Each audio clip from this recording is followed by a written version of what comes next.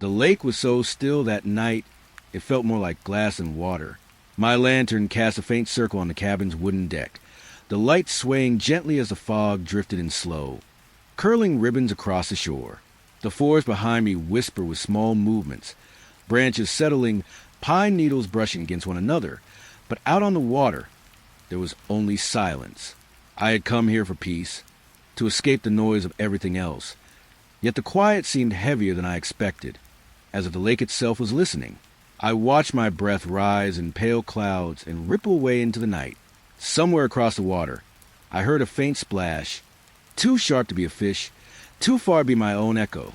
The lantern flickered as if stirred by unseen hands.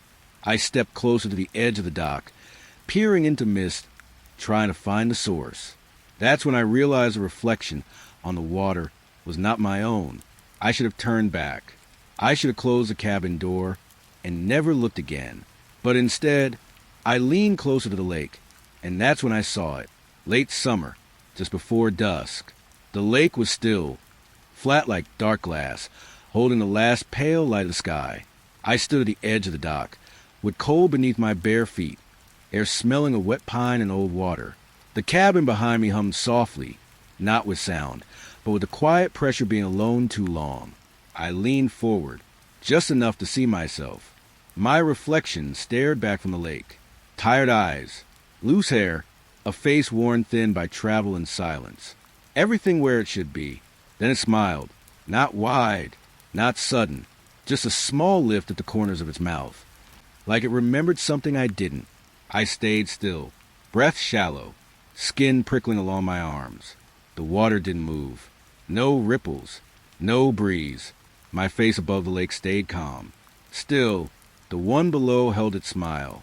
The longer I watched, the paler it looked, like the color was being pulled from it, slowly, through the water. I swallowed. The taste of iron sat on my tongue. I raised my hand. The reflection didn't. That was when the dock creaked behind me, a soft protest of old wood, and I broke my stare. I stepped back, 1 foot, then another. The lake filled itself with shadow again, as if nothing had happened. I laughed under my breath. Too quiet, too sharp, just tired, I told myself. Inside the cabin, the air smelled like dust and cold metal. The windows held the lake like dark mirrors, but none of them showed my face smiling. That night, sleep came in shallow pieces. Every time I closed my eyes, I saw it, that soft grin, waiting. Sometime after midnight, the silence thickened. Not louder, heavier. I woke with the feeling of being watched, my skin tight, my breath fogging the cool air. The lake outside the window was barely visible, a sheet of deeper darkness under the stars. I pulled on my jacket and stepped back onto the dock. Fog drifted low over the water, brushing my ankles, cold and damp like breath. I didn't mean to look down, but I did. The reflection was already there, closer this time. Its eyes were fixed on me, unblinking, bright in the dark, and it was smiling wider now. Too wide, the grin stretched where skin shouldn't. Teeth pale as moonlit bone, mouth opening just enough to feel wrong. I stumbled back, heart knocking hard in my chest. The boards groaned beneath me. Still, the reflection stayed. Even as I stepped away from the edge, even as the water should have lost me, it lingered, floating, watching. Its smile followed me like it was learning how. Fog rolled thicker across the lake, curling around the reflection's face, but it didn't fade. It leaned forward instead. The surface of the water trembled, just once, as if something beneath had shifted its weight. I turned and ran for the cabin. The door slammed behind me, the lock clicking louder than it should have. Inside, my chest burned, my hands shook, the air tasted stale and wrong. I waited. Seconds passed. Then minutes. Nothing knocked. Nothing followed. When I finally dared to look back outside, the lake was empty. No fog. No smile. Just my reflection again. Normal. Still. But as I stood there, watching myself breathe, I noticed something small. The water near the dock was disturbed. Not rippling. Not moving outward. Just a faint pull inward, like a slow inhale. I stepped away from the window and didn't return to the dock that night. Even now, when I close my eyes, I can feel it. That smile, waiting beneath the surface, practicing my face, until the next time I forget to look away. Early autumn, the first cold night. The cabin smelled like damp wood and old smoke, as if it remembered winters better than I did. Outside, the forest rested close, trees pressed together, leaves rustling like low whispers that never finish a thought. I counted the windows out of habit. One by the sink, one beside the bed, one narrow pane near the door. 3. That was all there had ever been. The lantern on the table hummed faintly, its pale light soft and tired, casting long shadows that stretched and thinned across the walls. I turned away to set my pack down. When I looked back, there was another window.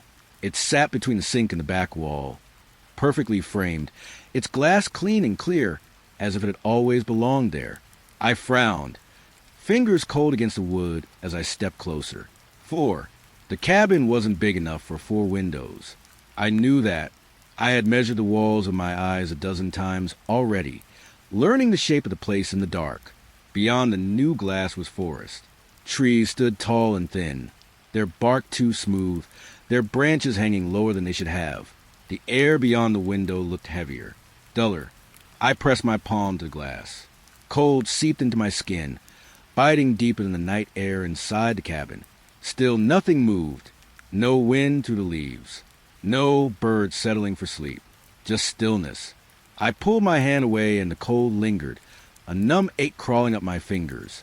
By the time I turned back, the window was gone. Just solid wall, old wood, uneven nails. 3 windows again. I laughed quietly, more breath than sound, and told myself the same thing I'd said on the dock the night before. Too tired. That evening, darkness fell fast.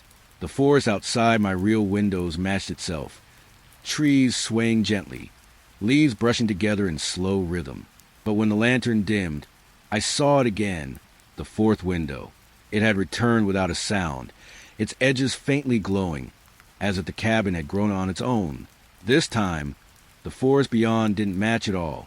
The trees were wrong. They bent inward, crowding the glass, their trunks pale and scarred, branches twisting like stiff fingers. Fog slid between them, thick and low, moving with a purpose I couldn't name. My breath slowed. The cabin felt smaller, the air heavier, as if the walls had leaned in to listen. I stepped back, heel catching on a floorboard. The window stayed. I didn't blink. The forest beyond it began to move. Not walking, not swaying, shifting, like a picture being slowly replaced. The fog thinned, revealing a narrow clearing, and something darker standing just beyond the trees. A shape, tall, still. I waited for it to come closer. It didn't. Instead, the glass reflected me faintly, my own face layered over foreign forest. For a moment, I couldn't tell which one of us belonged there. The lantern flickered. The hum deepened, vibrating through the table, through my ribs. I turned my head, just for a second, to steady myself. When I looked back, the window was closer. Not larger, closer, as if the wall between us had thinned, as if the cabin had decided distance no longer mattered. Cold rolled off the glass in waves, raising goosebumps along my arms. I smelled damp earth, freshly turned soil, something old and patient. I whispered without meaning to, my voice barely there. The forest beyond the window leaned forward. Branches brushed the glass. They didn't scratch.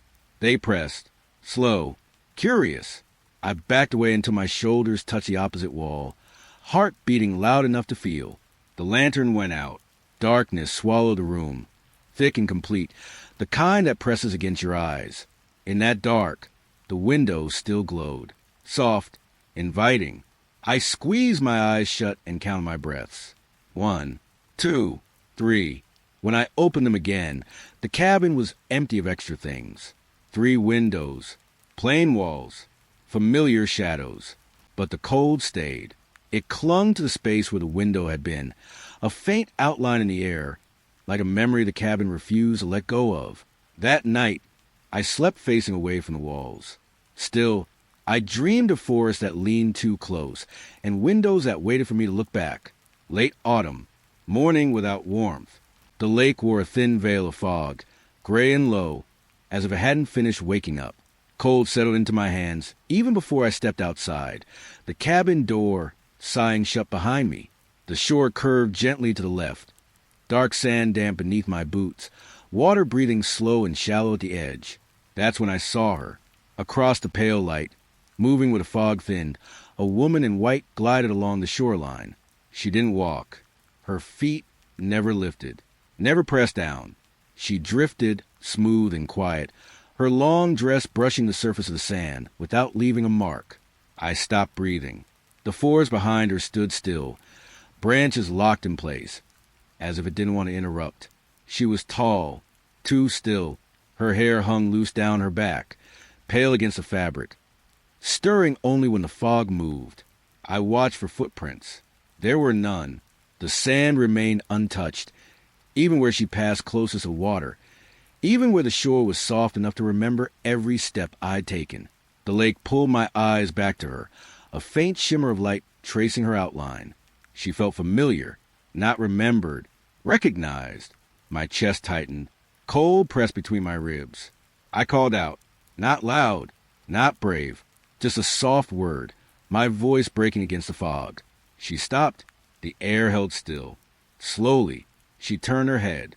I couldn't see her face. The fog thickened around her shoulders, curling like breath in winter, hiding her expression. Still, I knew she was looking at me. The lake grew quiet, its gentle lap fading into nothing, as if sound had been asked to leave. I took a step forward.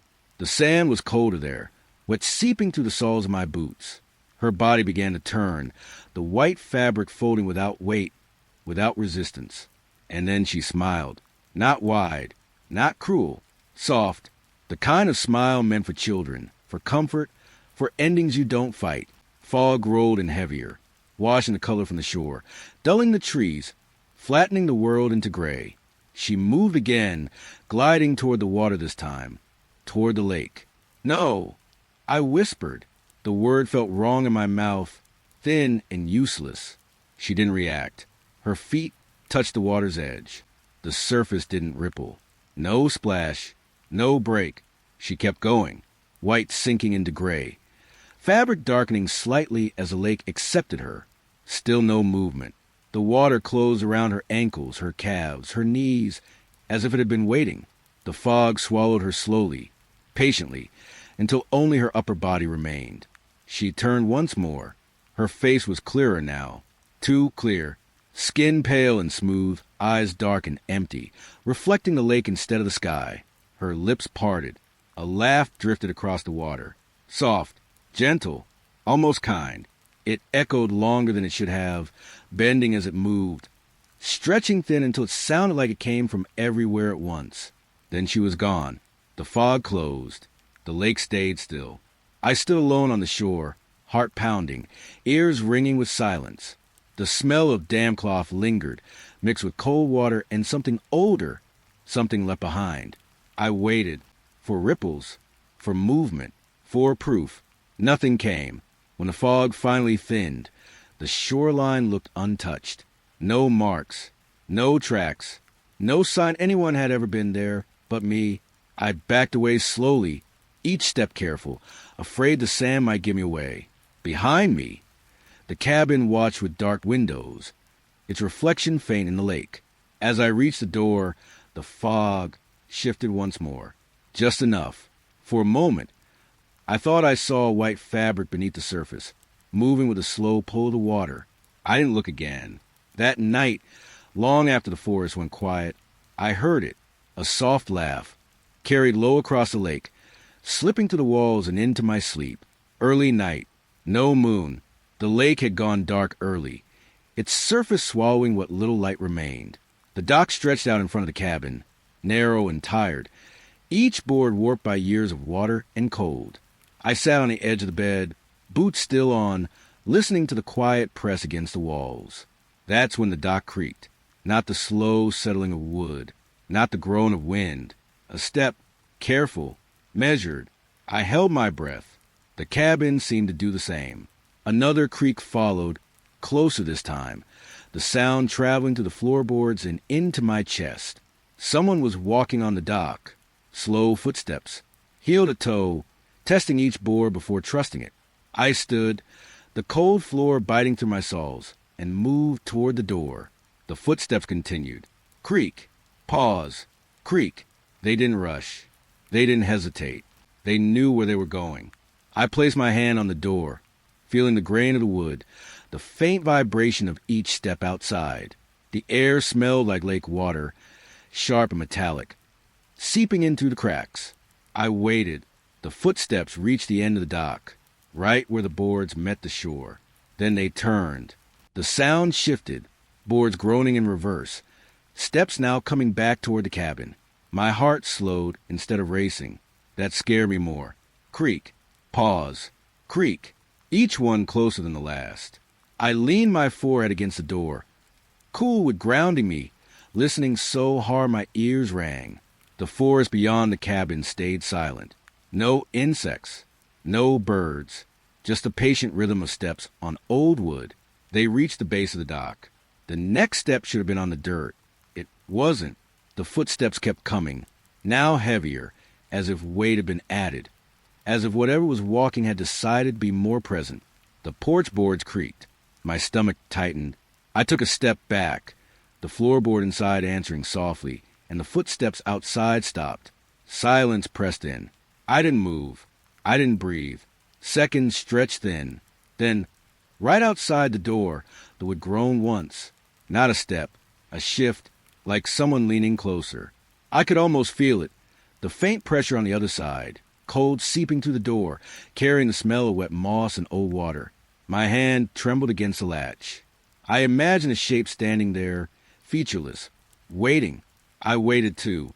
The cabin felt suddenly fragile, its walls too thin, its warmth borrowed.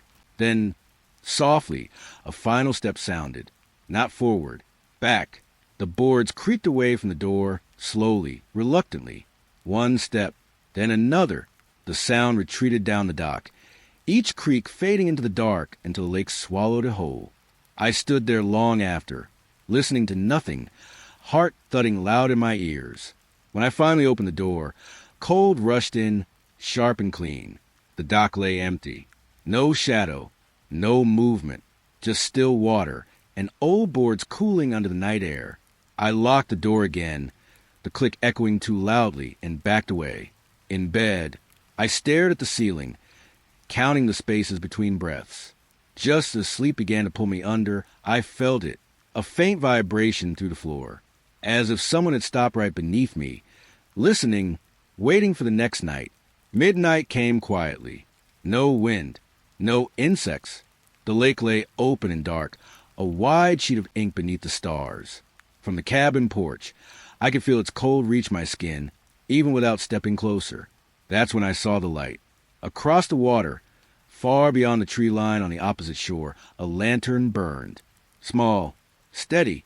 Its glow was warm in a way nothing else out there was, a soft amber pulse that rose and fell as it swung slowly from side to side.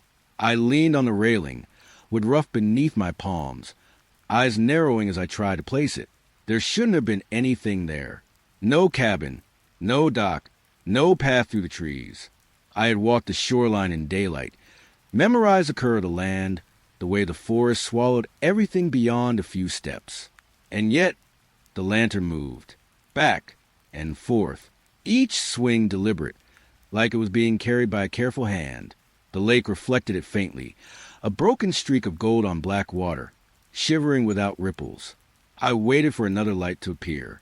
A window, a porch. Nothing did, just a lantern. Alone. The longer I watched, the more certain I became that it wasn't meant to be seen from a distance. It felt private, like I had looked up in the middle of someone else's night. I went inside, closing the door softly, though I didn't know why. Sleep came late. When it did, it carried dreams of water stretching too far, of lights that drifted farther away the more I followed. The next night, the lantern was still there, closer, not by much, just enough to notice. The glow touched the water differently now, casting longer reflections, as if the lake itself was reaching for it. My chest tightened. I counted the trees behind it, trying to anchor it to something real. They didn't line up. The forest behind the lantern was wrong. Too dense, too dark, like it had been layered over the shore. A poor copy pressed into place. The lantern swung again, slower this time. I felt the motion in my stomach. A gentle pull forward, subtle and insistent. I shook my head, the night air stinging my cheeks. No! I whispered, and the word vanished immediately. On the third night, I didn't wait to see if it would appear. I stepped onto the dock before dark, lantern in hand, boots thudding softly against the boards. The lake smelled deeper tonight, thick with rot and cold stone. When the sky finally dimmed, the glow answered. Closer still, close enough now that I could see the metal frame of the lantern, rusted and old, its glass clouded as if touched by too many nights. It hung lower, near the water's edge, its swing uneven. Tired, a feeling settled into me then, heavy and unwelcome.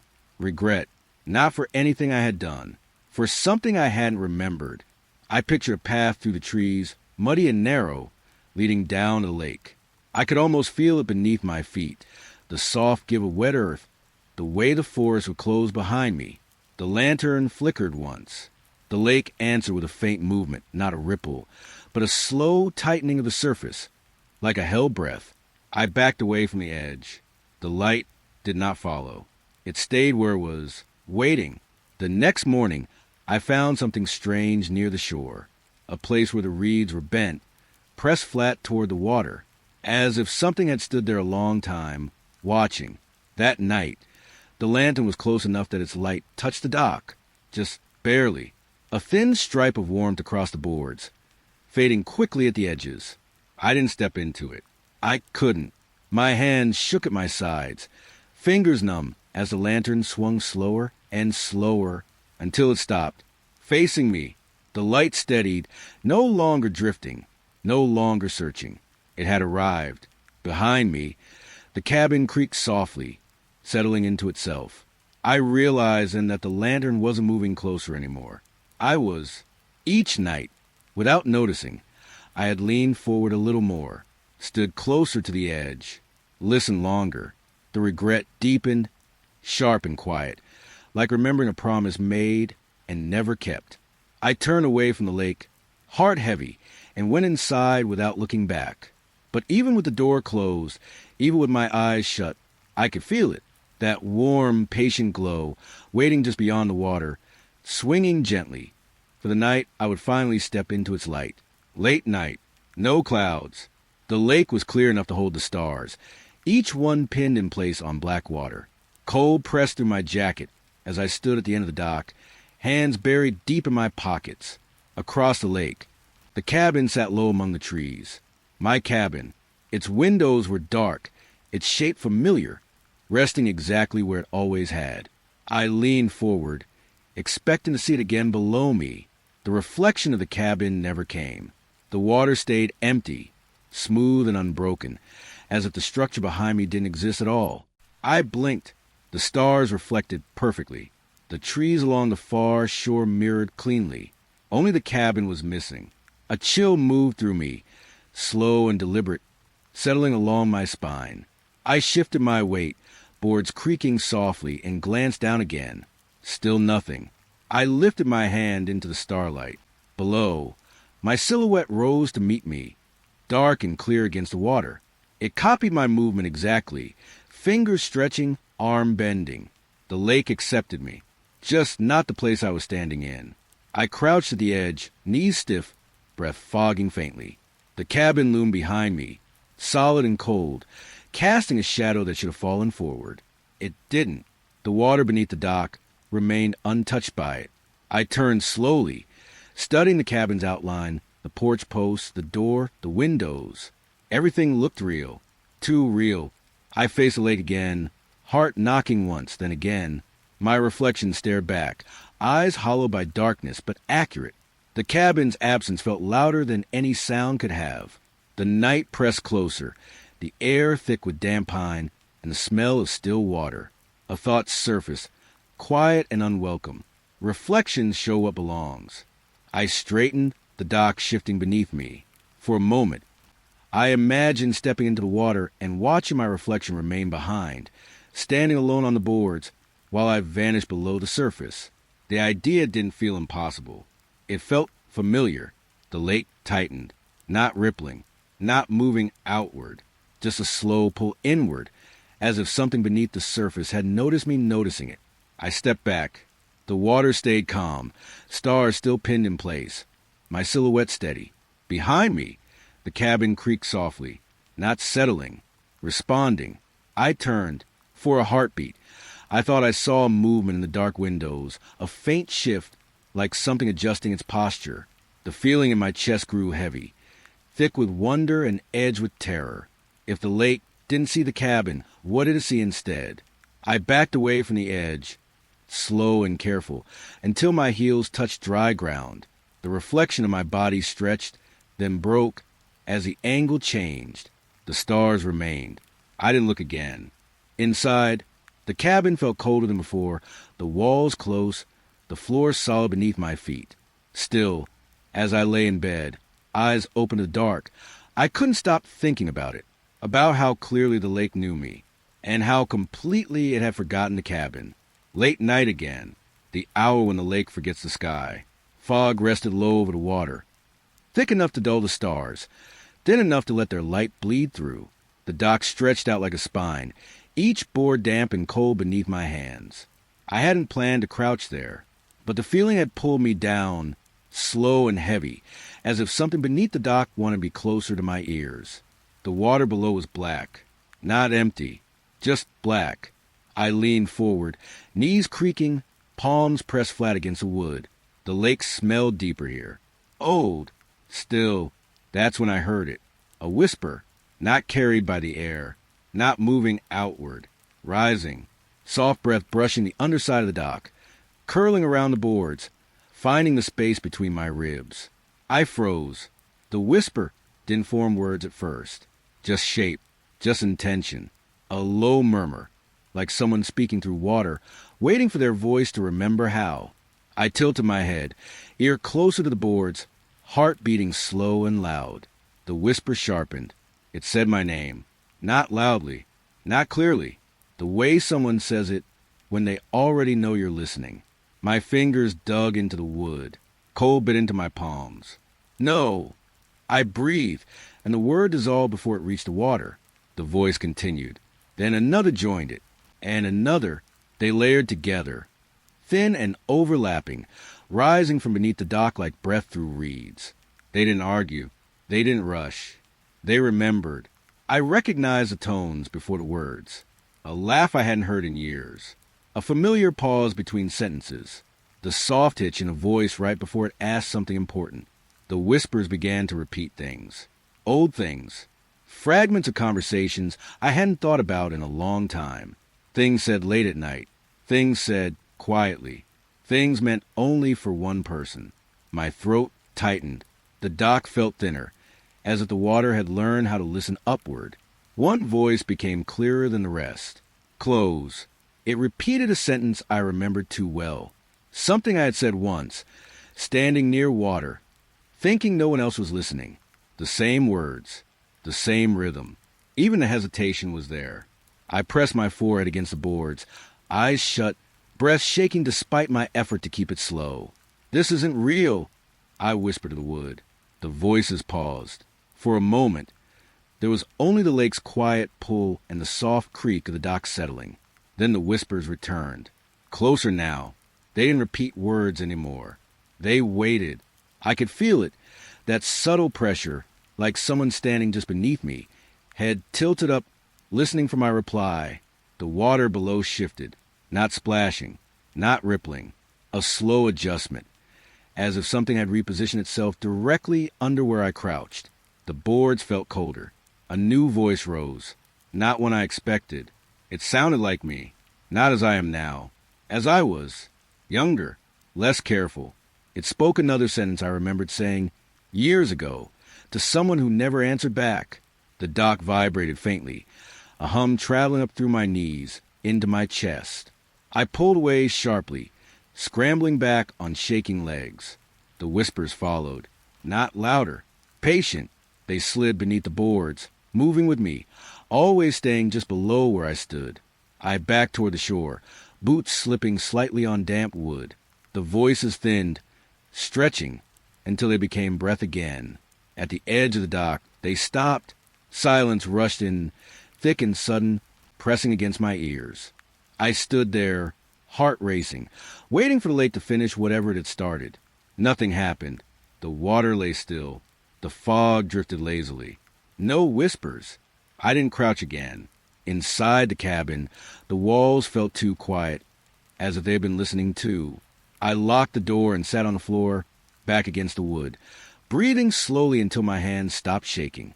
But when I lay down to sleep, the silence didn't feel empty anymore. It felt full, like something beneath the dock had learned the sound of my voice and was waiting for me to speak again. Early morning, gray light. The lake looked unfinished, its surface dull and flat, like it hadn't decided what to be yet.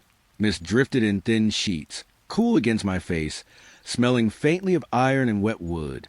That's when I saw the boat. A small wooden rowboat floated near the shoreline, rocking gently, its rope trailing loose in the water. I was sure it hadn't been there the night before. I would have noticed. I always noticed the lake now. The boat drifted closer on its own, with knocking softly against the dock, a hollow, patient tap. I stepped toward it, boards cold beneath my feet, the air heavy and quiet. It was old. The paint was worn thin, would darkened by years of water, oars resting inside like forgotten arms. Empty. No bag. No life vest. No sign anyone had arrived or left. I reached for the rope. It felt colder than it should have, slick beneath my fingers, as if it had been soaked longer than water alone could explain. I pulled. The boat slid toward the shore easily, too easily, its weight wrong in my hands. As the hull scraped against the sand, something dripped from its underside. Not water. A thin, black mist spilled out instead, curling low and slow, clinging to boards like breath on cold glass. The air dropped in temperature immediately. My skin tightened. My breath fogged. The mist didn't rise. It sank, spreading across the dock and sand, leaving the wood beneath it pale and rimmed with frost. I stepped back, heart thudding softly, watching as the boat settled into stillness. The mist continued to pour out, steady and quiet, until the boat felt empty in a different way. Hollowed. I leaned closer to spite myself. The inside of the rowboat was dry. Too dry. No water stains. No dampness. Just cold. An unnatural cold that crept into my wrists, up my arms, deep into my chest. The oar shifted slightly. Not falling. Not rolling. Adjusting, as if something unseen had just let go of them. I straightened quickly, pulse loud in my ears, eyes scanning the shoreline. The forest stayed still. No birds. No movement. Only the lake, holding its breath. The black mist thinned slowly, fading into nothing, but the cold remained. I touched the dock where it had pooled. The wood burned under my fingers, numb and aching at the same time. I pulled my hand back, shaking it, though the feeling didn't return. The boat didn't move anymore. It rested at the edge of the water, perfectly aligned with the dock, like it had been placed there carefully, waiting. I noticed then that the rope was tied in a knot I didn't recognize. Neat, deliberate, the kind of knot someone uses when they expect to come back. A wave of dread rolled through me, slow and heavy, settling behind my eyes. I untied the rope with shaking fingers and pushed the boat back into the lake. The water accepted it without a sound. No splash, no ripple. The rowboat drifted backward, just far enough that I couldn't reach it again. For a moment, the surface of the lake darkened beneath it, like a shadow spreading upward. Then everything stilled. The cold lingered on the dock. A memory pressed into the wood. I stood there long after the boat stopped moving, listening to my own breath, watching the mist dissolve into morning air. When I finally turned away, my footprints were the only ones on the shore. But the boards beneath the dock were colder than the rest, as if something had climbed out and left part of itself behind. Night settled in layers. Cold first, then quiet. The cabin felt smaller after dark, with contracting softly, walls holding the day inside them like a secret. The lake beyond the windows was invisible, but I could feel it breathing, slow and patient. I was sitting at the small table when I noticed the first knock. Not on the door. Inside the walls. A dull tap, deep in the wood, as if someone had pressed a knuckle from the other side of the cabin itself. I froze. The lantern hummed faintly, its light trembling just enough to make the shadows stretch. I waited. The knock came again. Tap. Same place. Low on the wall near the floor, behind the chair I hadn't used since arriving. I stood slowly, each movement careful, listening for my own breath to betray me. The wood was cold beneath my palm when I placed my hand against the wall. Solid, unbroken. The knocking stopped. Silence filled the space it left behind, thick and expectant, like the cabin was listening back. I pulled my hand away. 3 seconds passed. Then the knocking returned. Tap, tap, closer together now. My stomach tightened. The sound wasn't random. It had a rhythm. I counted without meaning to. 1, 2, pause. 1, 2, pause. The pattern scratched at something in my memory, a shape I couldn't quite name. I backed away, the floor creaking softly under my weight. The knocking followed, not louder, nearer.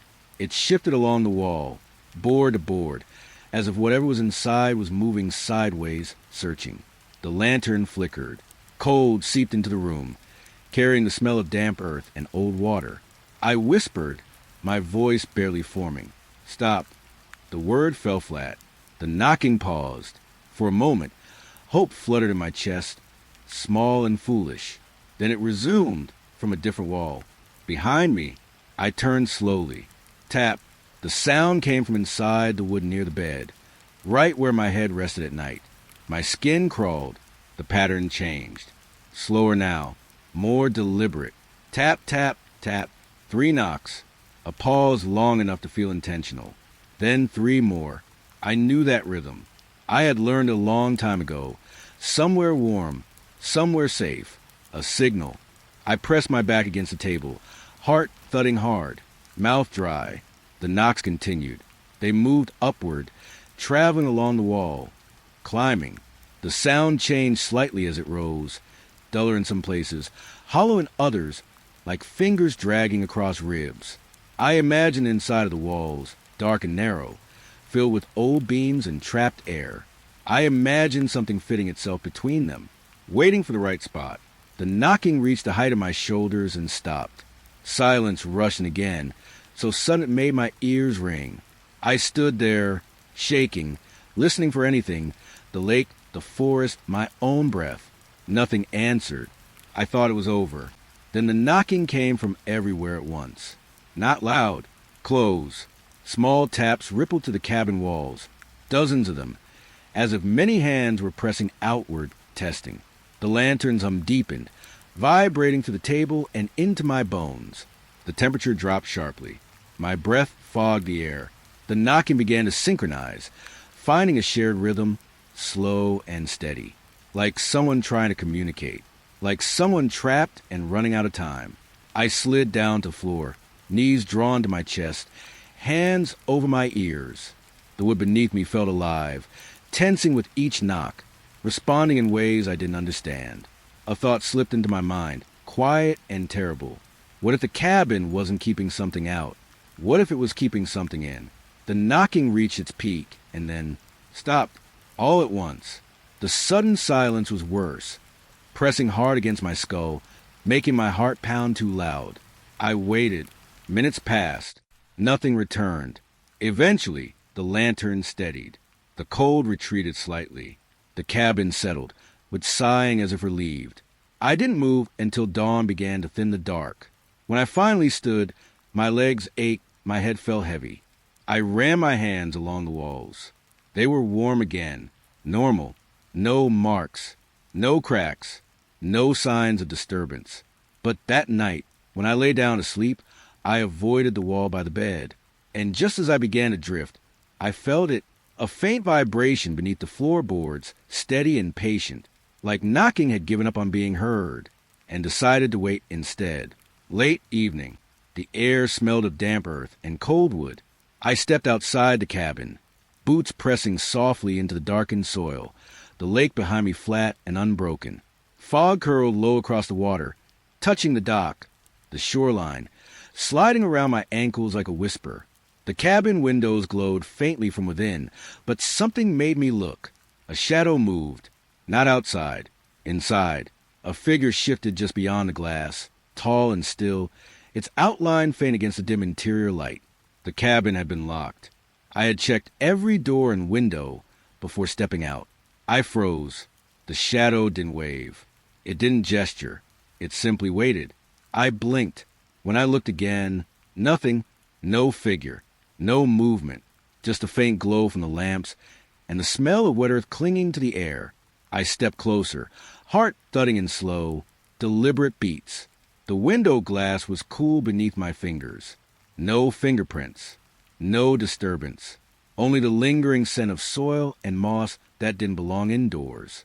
I turned back to the lake. The water was still, the dock empty. Even the fog seemed to pause, holding its shape, waiting for something unseen. I tried to shake it off. Too tired, too hungry, just my mind playing tricks. Inside, the cabin smelled warmer, wood and dust and old smoke. I closed the door quietly, locking it without thinking, the click too loud in the silence. I moved toward the fireplace, but the shadows seemed longer tonight, stretching in ways they hadn't before. Every creak of the floorboard made me start, listening for steps that never came. When I returned to the living room, everything appeared normal.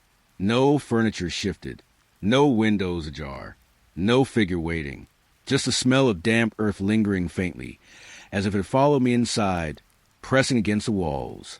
I lay in bed later, listening. The night held its breath. The cabin sighed softly. Every shadow seemed aware. I thought about the figure in the window. Not really a person. Not really a shadow. Something else. Something patient. Watching. Waiting. And even as my eyes closed, the smell of damp earth didn't fade. It stayed, hanging just behind my mind, reminding me that some things exist even when you don't see them. Dawn came pale. Mist clung to the water like wet silk. Across the lake, I saw them, tall figures, motionless, lying along the opposite shore. Too still, too straight. I blinked. The fog drifted between them, flattening their shapes into long, dark silhouettes. I thought I imagined it. By nightfall, they were gone.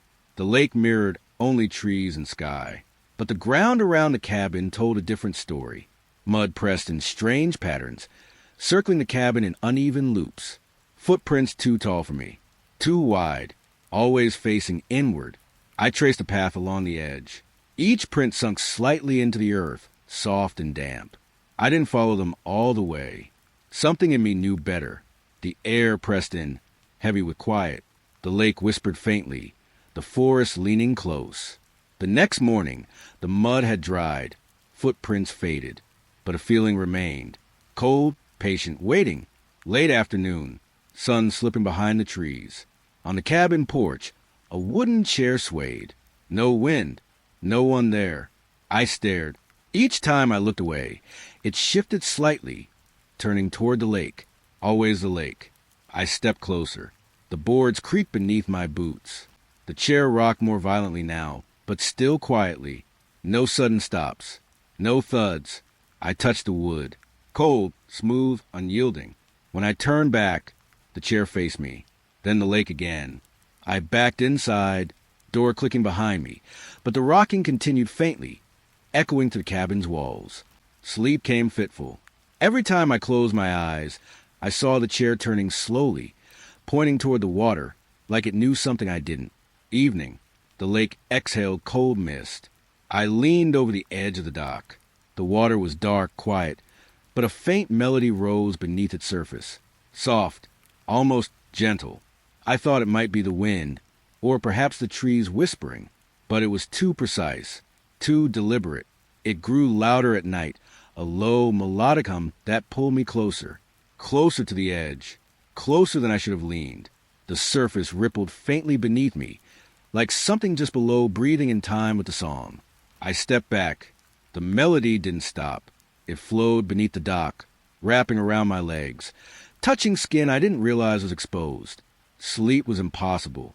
The lake continued to sing. And every time I looked down, the surface seemed darker, as if something had risen and was waiting for me to notice. Night. The cabin slept, but one room remained awake. I noticed it first by the door. The air spilling out was colder than winter. Windows frosted faintly, even though the rest of the cabin smelled of fire and pine. I entered carefully. The floorboards chilled my feet through socks, my breath rising in small clouds. Sleep came reluctantly in that room. Dreams of drowning filled my head, water rising over my mouth, hands reaching from the dark. I woke with a shiver, the cold pressing against my spine, the air heavier than it should have been. Even leaving the room didn't help. Its chill followed me, a memory pressed into my skin, lingering in every corner of the cabin. I avoided that room the next day, but each night I could feel it calling, silent, patient, cold, late evening. The fire had been small, more warmth than light. I added a log. Flames licked higher, shadows dancing across the walls. That's when I saw it, a face in the flames. Pale, shifting slightly as the fire moved. Watching, eyes unblinking, mouth unmoving, expression unchanged, though I couldn't say what it was. Neutral, curious, patient. I blinked. The fire flickered. The face stretched slightly, then shrank, then vanished. I thought it was gone. The log collapsed. The flames dwindled. It returned. Watching, silent, I let the fire die. Ash fell in soft heaps. The fireplace was empty, but the face lingered in my mind. Pale, patient, a reflection of something I couldn't undo. Regret filled the room, thick and slow, as if the fire itself had remembered what I had done, or failed to do. Morning mist hugged the cabin. The forest smelled damp, earthy, alive. Behind the cabin, I noticed a narrow dirt path. It hadn't been there yesterday. I remembered walking here, memorizing every tree, every root. Footprints marked the trail already. Too fresh, too deliberate. I stepped closer. The dirt was soft, edges pressed as if something had passed carefully, testing the way forward. The path led into the forest. Trees leaned inward. Shadows stretched low. Something in the air felt waiting. I hesitated. The path felt older than the night, as if it had always existed for someone else, and I had just discovered it. A faint rustle rose from within the trees, leaves brushing, slow and patient. I turned back toward the cabin. The forest remained silent, but the path still called. Twilight. The lake reflected a sky, fading to gray. I heard laughter first. Soft, distant, innocent. A child's voice carried across the water. I looked. Small figures played along the shoreline. Hollow faces, like masks. Empty eyes that followed me without moving. I called softly, but they didn't answer. Their laughter faded, but echoed strangely in the fog. They ran in circles, never leaving footprints, never disturbing the sand. I watched for a long time. The air smelled faintly of wet cloth, the lake cold beneath their unseen feet. Then they vanished.